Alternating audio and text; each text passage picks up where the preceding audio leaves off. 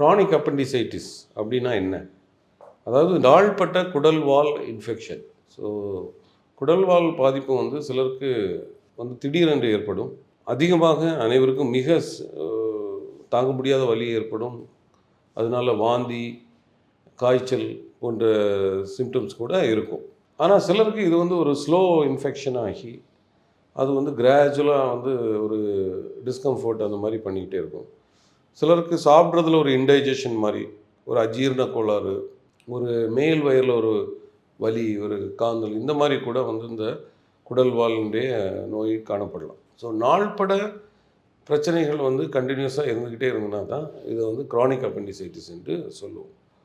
So இதை வந்து எப்படி நம்ம கண்டுபிடிக்கிறது? ஸோ ஜென்ரலாகவே நம்ம வந்து பார்க்கும்போது இந்த அப்பெண்டிகுலர் டிஸ்பெப்சியா ஆர் இந்த வேக் சிம்டம்ஸ் இருக்கிறவங்களுக்கு பெஸ்ட்டு வந்து இமேஜிங் டெஸ்ட் வந்து ஸ்கேன், சிடி ஸ்கேன் என்று சொல்லுவோம்.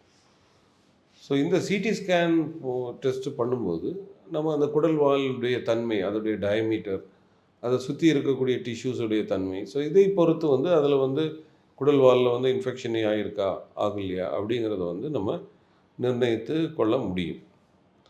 இது தவிர ஒரு நல்ல கிளினிக்கல் எக்ஸாமினேஷன், ஒரு அறுவை சிகிச்சை நிபுணரோ மருத்துவரோ வந்து பேஷண்ட்டை நல்லா எக்ஸாமின் பண்ணும்போதும் அவங்க வந்து அதில் வந்து கண்டுபிடிக்க முடியும்.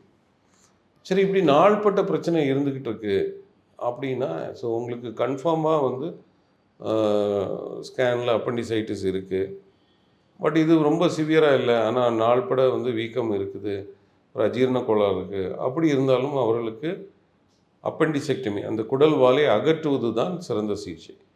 ஸோ அது இன்றைக்கி பார்த்திங்கன்னா லேப்ரோஸ்கோப்பியில் மிக எளிதாக ஒரு 24 மணி நேரத்துலேயே அவங்க ரெக்கவர் ஆகிடுறாங்க கம்ப்ளீட்டாக. நுண்துளை வழியாகவே இது வந்து எளிதாக பண்ண முடியும். ஸோ குடல்வால் அழற்சி நாள்பட இருக்கிறது தான் குரானிக் அப்பெண்டிசைட்டிஸ் என்று சொல்லுவோம். அதுக்கு லேப்ரோஸ்கோபிக் ரிமூவல், நுண்துளை வழியாக அதை சீர் செய்வது தான் அதுக்கு சிறந்த சிகிச்சை.